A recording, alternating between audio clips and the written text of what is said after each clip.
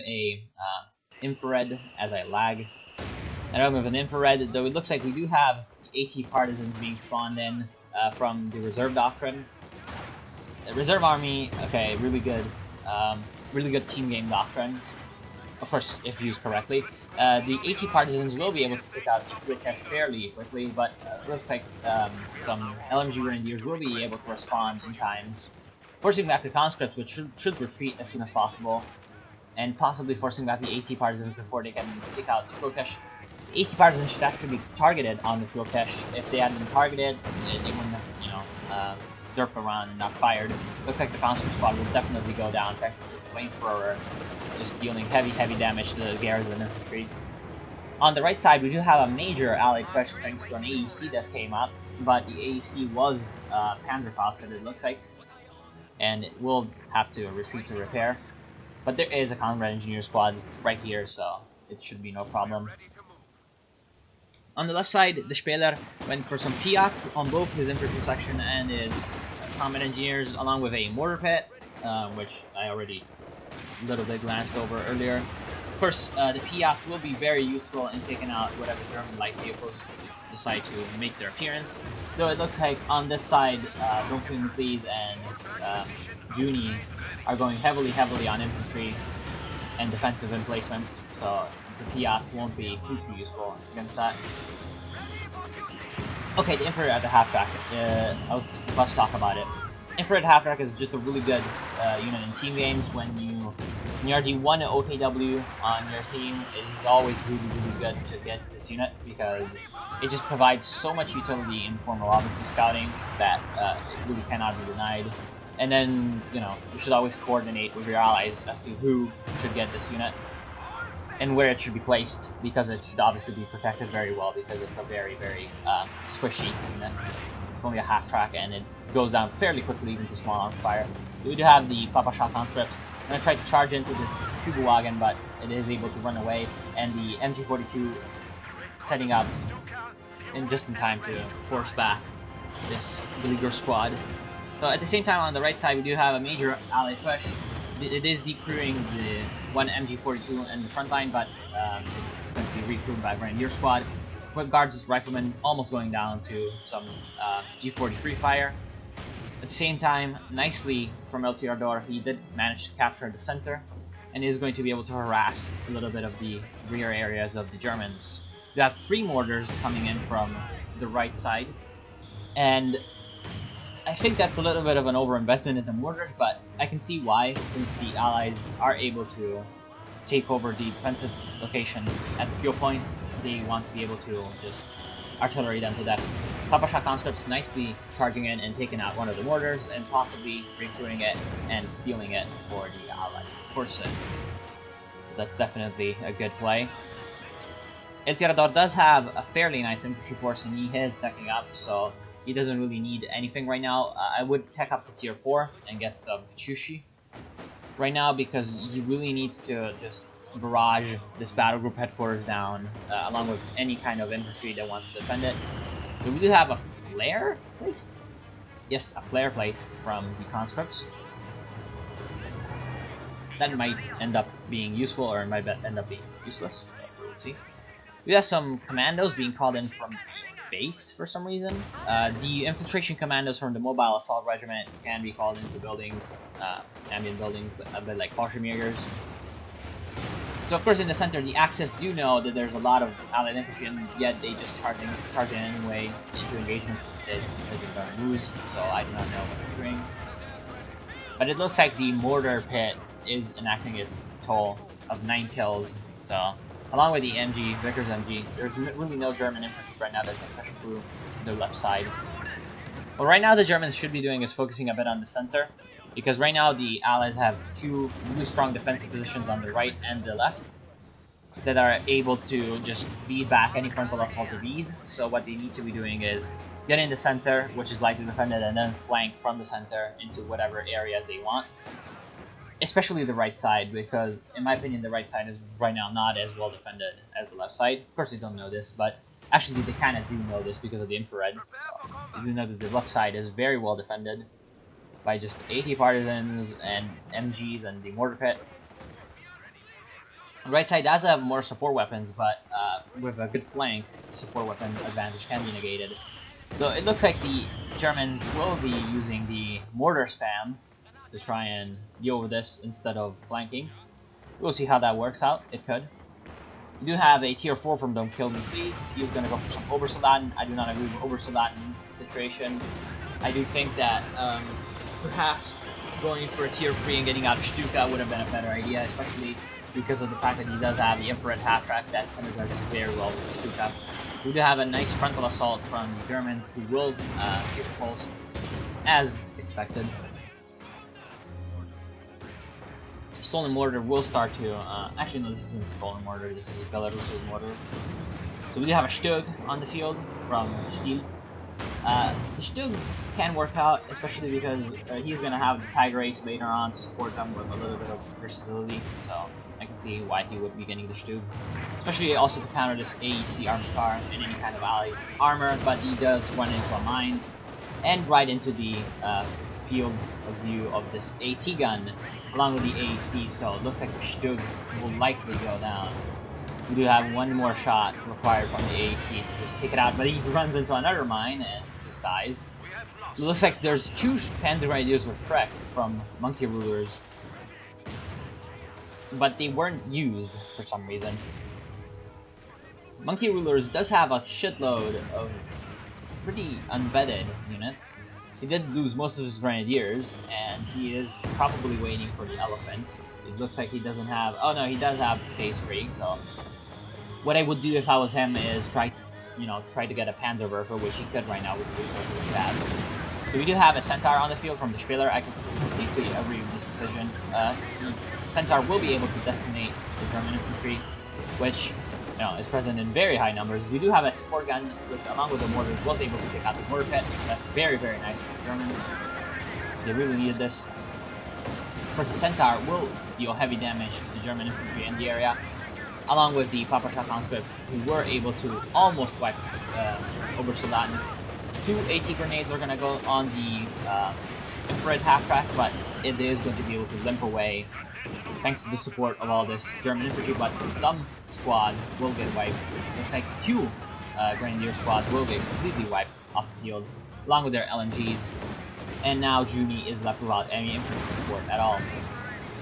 Juni, in fact, is left without much at all. He only has 2 mortars and 2 engineers with flamethrowers along with 1 MG, so he'll need to use these units very, very carefully. Looks like a conscript squad will get wiped in exchange for the infrared. I agree that that was a good trade for El Tirador, because he really needed to get that infrared half-track off the field as soon as possible, because it was just providing too much intelligence to the Germans. They really needed to take that thing out. So it looks like the Allies will be able to regain the map control completely. On the right side, it looks like the forces of Monkey Rulers were completely pushed back to the base. And also Stiel's forces were completely pushed back thanks to the fact that he lost that Stug. He is going to go for an Ostwind, and I do not agree, because the Allies just have way too much AT right now on the field for the Ostwind to be useful. Looks like a Tello mine that was placed in the center here, in the center road, was detonated by a stray Centaur shot and decimates the German infantry that was standing around. That's definitely not what you want to happen.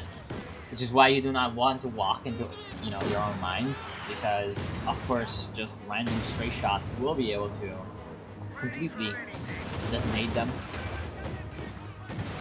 So the common engineers really need to retreat right now, not get killed by the Ostwind while preparing.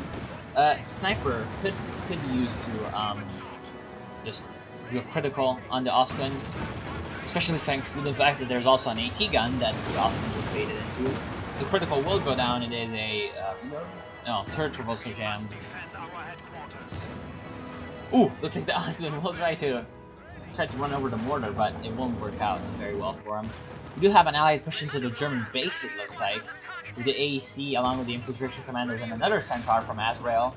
I do not agree with the Centaur from Azrael. Honestly, he should have gone for perhaps a Comet, because right now he can't afford to just wait for the late game units. He does have a shitload of resources and the allies have a complete map control. There's like some AT partisans were trying to finish off the Ostwind, but the Ostwind will limp away to safety. Soon there will be enough resources for another spawn over here, so we'll watch that.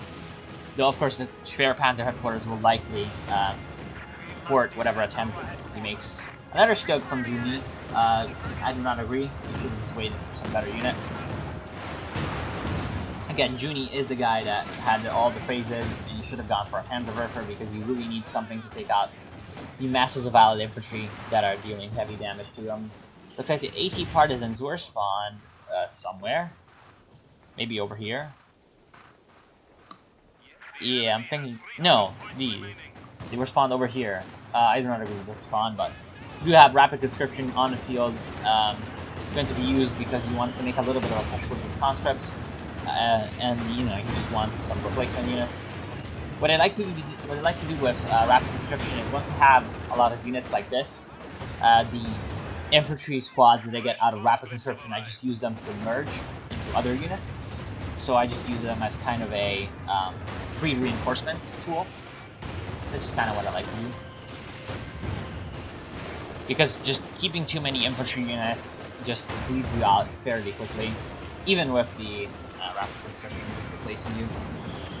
Of course, if you use your munitions to replace your infantry instead of just getting new squads, that's pretty much the whole reasoning behind using that ability. So as you can see, he did get his squad, and if I were him, I would just merge them into other conscript squads, especially ones that are vetted with Papashas. Looks like he might do that, but it looks like he will just use them as frontline units. At the same time, we do have the Centaur being pushed back by the Ostwind and the Stug. We do have a land mattress gonna fire on the German HQ. It might take out this Pack 43 before it even sets up. It does take out a repairing infantry squad and almost takes out the Panther, along with the Storm Pioneers. These Folk Surrenders were really lucky to just escape in time. On the right side, it does seem like it's a little bit of an impenetrable wall of allied units, so that will not change anytime soon. You have an AT gun from Belarus. Belarus's AT gun is in a bit of a pickle from the Ostwind. It did manage to take out most of the Ostwind's HP, but it will go down with the Ostwind's fire. Of course, these conscripts should be trying to recapture some of the support weapons, along with these engineers. As you can see, El Tirador is being bled out fairly heavily by the amount of infantry that he has, and if he were using his Rapid Conscription conscripts to replenish his forces instead of just using his manpower, that situation would be a little bit better for him, and he would be able to tech up to tier 4 and get out some heavy units. Well, heavy. Yeah, not really. So at the same time, on the right side, it does look like Monkey Rulers is just completely out of units. He does have a Panther though, which is under repair, but it might be repaired in time to do something useful. At the same time, the Germans are able to push into the center and take out almost an entire conscript squad, and probably take out the conscript crew on this MG. No, it looks like they will be very lucky. We do have a T-34-85 on the field from Belarus, who did go for guard border coordination. That can work out, but the T-34-85 does have its problems, especially since it just had its mobility taken out. Its mobility is its main strength. And right now, it will be an easy target for the Stug. It really needs to try and just retreat as soon as possible.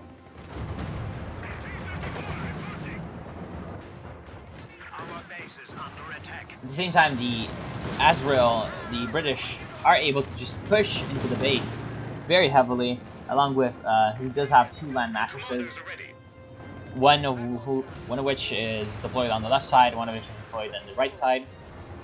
The Stug was able to take out the T-34-85 along with the support of the stolen Zis gun, so that's pretty much why you do not want to be rushing in your T-34-85 to move out any kind of support. Do have the Panther flanking in. It will be in the full view range of another AT gun though, and this badly placed smoke will actually block out Ordnance 6-pounder anti-tank gun, and will also not protect the AEC from the wrath of the Panther, which almost snipes it. We do have the Panther at no HP almost, trying to just to finish off the AC, this is a bit of an overextension and will to be taken out by the 6-pounder anti-tank gun. Very nice pickup for the Germans. We do have some conscripts who were able to take out the stolen Zis gun and will recrew it, sacrificing themselves to just take some ass shots at the Stug. We have a big engagement on the left. Looks like the Germans will be able to push through a little bit with some flamethrowers and Stugs, but at the same time the Centaur will force back the overextended Focus Grenadiers, who will be sent packing into the battle group headquarters. The Pak-43, it looks like, will be able to help out with any kind of overextending Allied armor, but also at the same time we need to be wary of the fact that there's lots of Allied artillery on the field, so we do not want to be fucking with that. Of course, the Speer did go for artillery doctrine, so that's definitely dangerous for the German emplacement. We have a nice Stuka dive bomb from the Jaeger armor player, Juni, taking out an AT gun and an entire, looks like, conscript squad. At the same time, one Stug goes down from the Piats and the AT Partisans. AT Partisans are just very, very dangerous. We do have also perimeter overwatch on the field from the Speer. Now, that is not a good use of munitions because the perimeter overwatch is basically just the 2 25-pounders in the base just shooting at whatever they see in your territory. So, like, between the time they take to set up correctly to fire at whatever, like, just, if they need to fire these Panther Grenadiers, now they're going to need to just turn around the guns, set up, and fire on them. And by the time they do that, you know, they're going to shoot, and they're going to be inaccurate, and they're going to miss because the guys will have moved. So that's why the perimeter overwatch isn't very, very effective. And he should just save the munitions for some upgrades for his infantry, or perhaps for some concentration barrages. What he should also be doing is trying to get anvil tactics, which pairs up very well with artillery doctrine because of the airburst shells that the anvil tactics give you. Of course, we do have a nice German artillery barrage that's Searing artillery. Will deal heavy damage to the massed allied units in the center. Of course, it's Searing artillery, so it will soon not be firing anymore because of the line of sight requirement. You have the Centaur pushing up, but the Pak-43 will take it out fairly easily. So that was a bit of a waste of a Centaur. They knew that the Pak-43 was there, and I did not know why they decided to go for that attack. The Pak-43, of course, should be the main target of the Sexton. Sexton isn't particularly great at taking out infantry, but it is pretty decent at taking out static targets because of its pretty decent accuracy. And it's not good at taking out infantry because of its splash radius being fairly bad. So at the same time, we do have Azrael just continuing to try and defend the right side. Of course, I do not know why he's not going for hammer tactics and into combat tanks. I do not know why he keeps trying to, you know, make this Centaur work. He does have 2 land mattresses. 1 land mattress is already at 15 kills, and it is going to barrage Pak-43 along with all of the massed German stuff in the north. We'll be able to take out the crew of the Pak-43 along with any vet that it might have accrued. 120mm mortar will be taken out by the... No?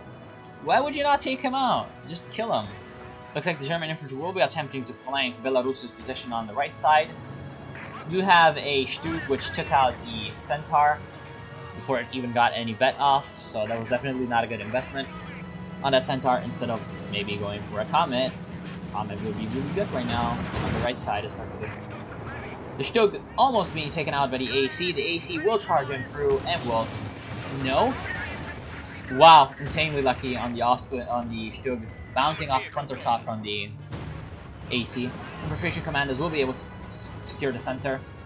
The VP situation is completely in favor of the Allies, who have double the VPs of the Germans, and they do have the VP control except for the left side VP, which is obviously been this entire time by the Pak-43. We do have a King Tiger from the 33s, so that will definitely help out the Germans. King Tiger, though, should be used very, very carefully because, yeah, you do not want to have your engine taken out when there's Piats, you know, AT Partisans and the Sexton on the field. The Sexton isn't too good at taking out the King Tiger, but if its engine is damaged, it can deal some heavy damage, surprisingly heavy damage to the King Tiger. We have another T-34-85 on the field from Belarus. It will try to circle around the Ostwind and take it out, but it will be found and pretty much reduced to nothing by the Panzerschreck blob that Monkey Rulers seems to love so much. We'd have another Landmasher strike in the north. We finally have a Panzerwerfer on the field, but not from Judy, who was the guy I would have wanted to get Panzerwerfer, but from Monkey Rulers, who has lost his Panther in unknown circumstances. The King Tiger will be pushing through the center into a wall of AT, so that will not work out too greatly. Of course, we do have the Panzerwerfer barrage, which will take out the Veteran Landmattress. So it looks like if the Germans can use their Panzerwerfers and King Tiger correctly, they will be able to punch through ally position on the left. We have the Comet tank from the Spieler, who was the guy that I would have wanted to get Anvil, but it is nice that he will be having some heavy tanks on the field. Well, more like a advanced medium tank.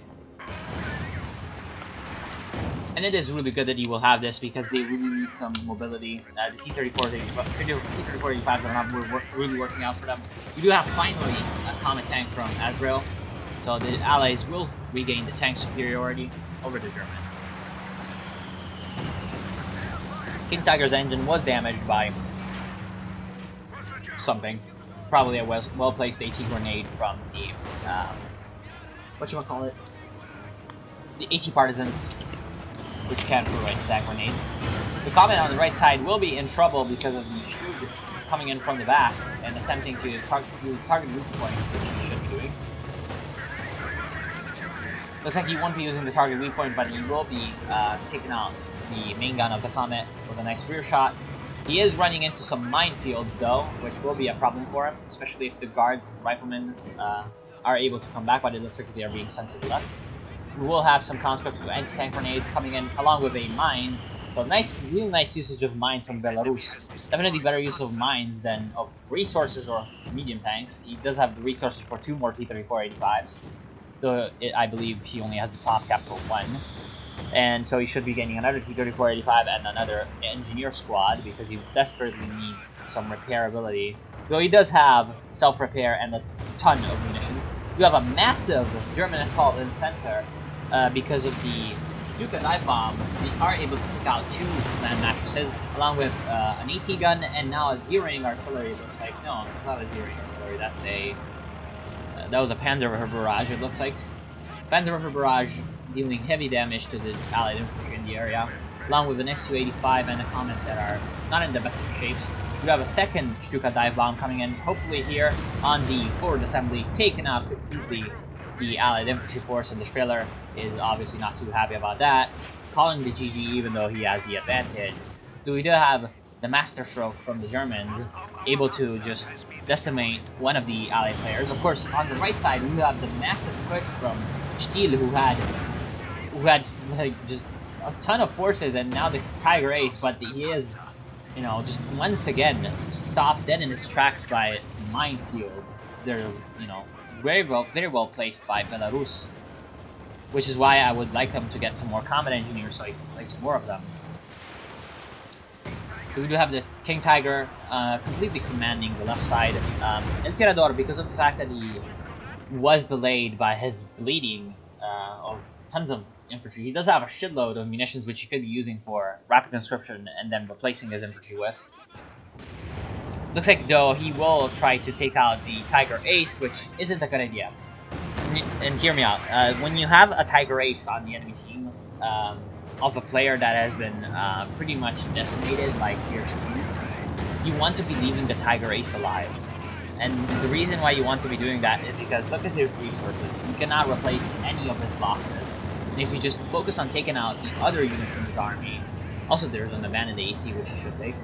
If you focus on taking out the other units in his army, then he will be left without an army fairly soon and only the Tiger Ace. And then you can take out the Tiger Ace fairly easily because it will be unsupported. So that's pretty much why you don't want to be overcommitting on a Tiger Ace, overly too much, which is not a word, but you know. We do have the infantry commandos will, suicide onto the King Tiger, and luckily they aren't wiped instantly by the 88mm.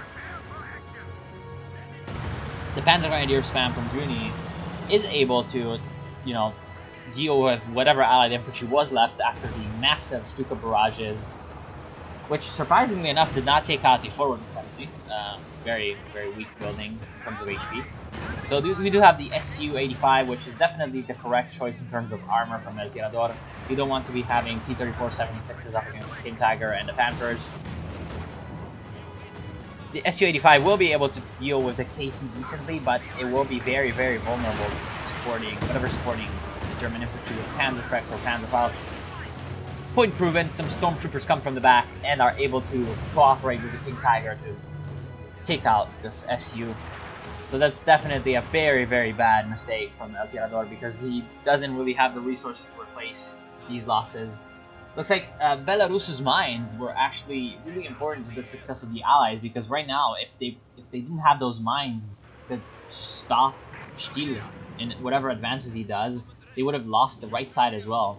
Looks like they might lose the right side anyway because the Panzer Grenadier horde with the Panzerschrecks is approaching, but again, mines into the rescue will force a mass retreat, even though it wasn't really a force, it was more like a stupid choice from Still, or no, that's not Still, that's Monkey. It's a Polish guy. We do have some of the rebuilt infantry from the Spieler in the center. He does manage to steal a land mattress that was still alive from here somehow, and is able to deal some decent damage, 3 kills on its first barrage. So it looks like the Allies will have to work on rebuilding their infantry force, which has been pretty much wiped clean off the map. And that's not the way to do it, sending in your vetted conscripts against the Panzer Grenadier horde of the German.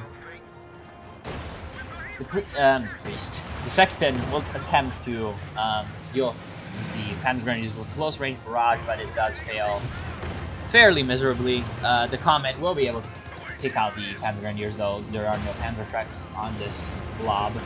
Not yet, at least. We have 2 Comets on the field from Azrael. He does have the resources for a 3rd one fairly soon. He only lacks manpower, which is definitely really good for the Allies. They really need some kind of heavy punching unit right now. You have the Comet from the Spieler, who does go in and takes out the Stug.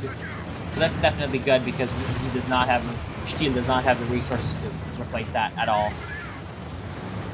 The Spieler does have the resources for another Comet, which is what it should be getting. They right now need some just some units to take out the German heavies, and the Comets will be perfect for that.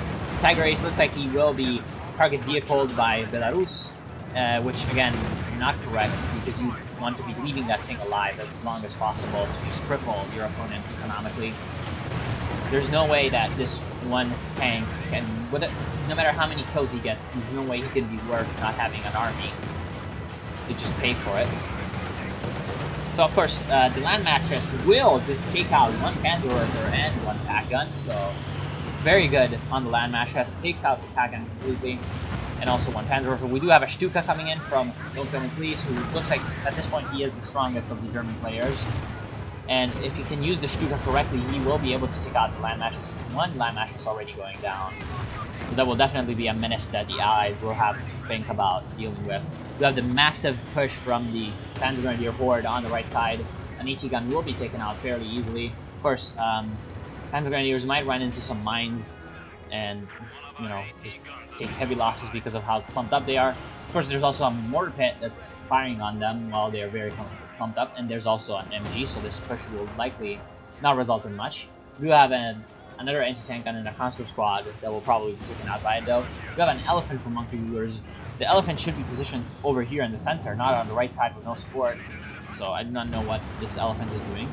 I was wondering when the elephant will show its face, because there's 2 people who have Jaeger armor, so that's definitely a teller that there will be elephants. Of course, the elephants will be fairly vulnerable to the Comets. Of course, there's the 2nd elephant from Juni.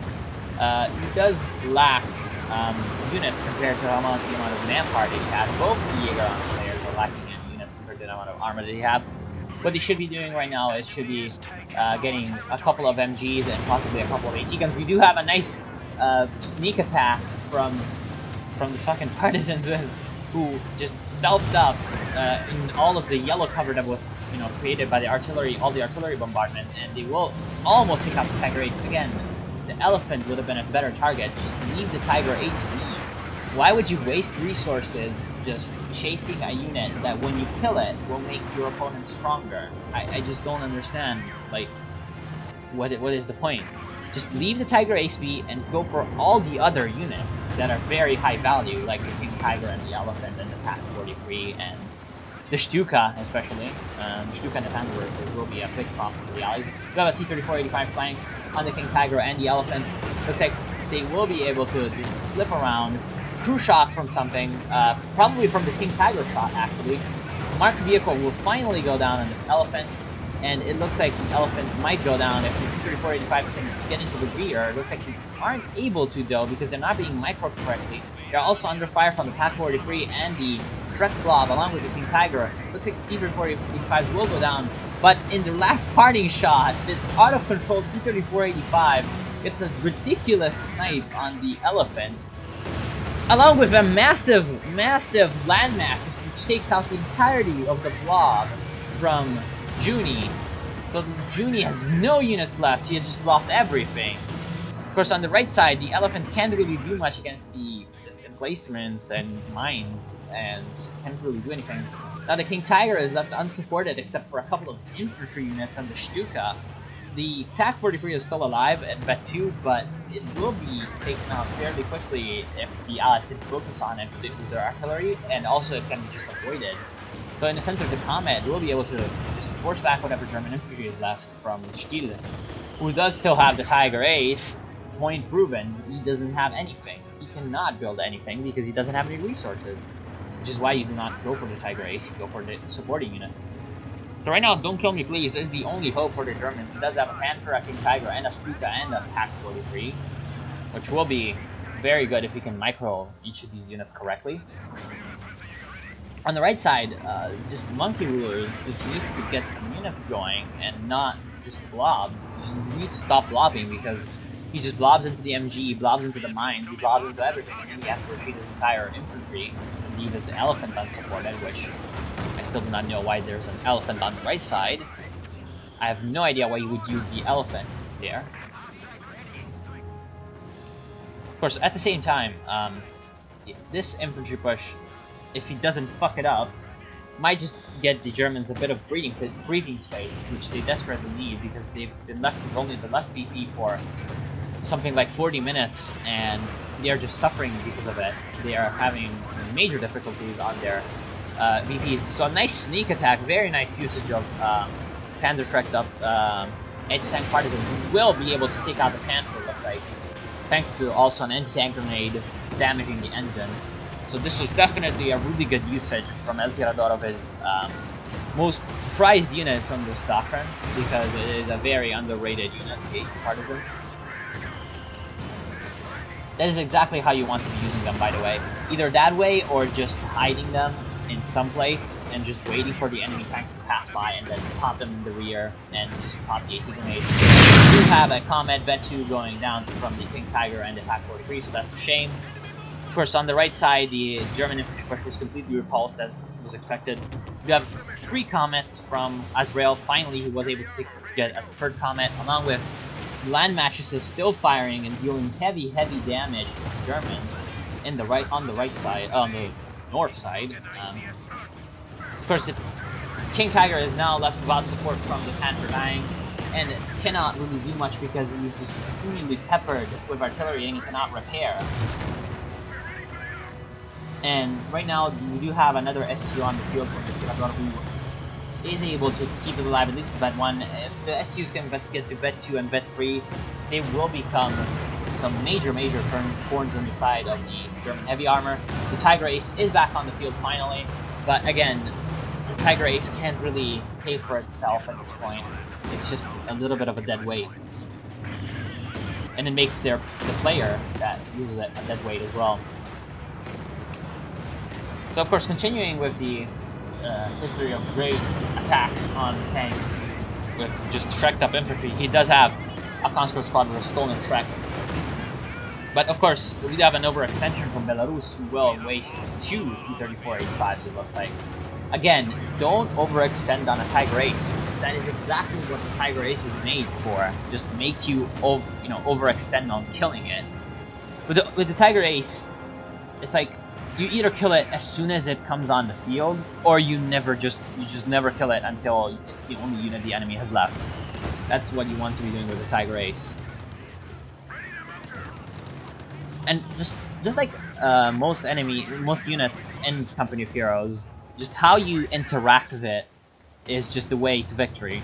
Because especially this is especially true for the Tiger Ace. Because, you know, if you're gonna just overextend on a unit that is made to be tanky and, you know, having the enemy overextend for and lose lots of units to kill it, yeah, you're gonna pay for it. Unless you can kill it in the, you know, you can kill it in the first few minutes when it's off. It's a bit like the elephant.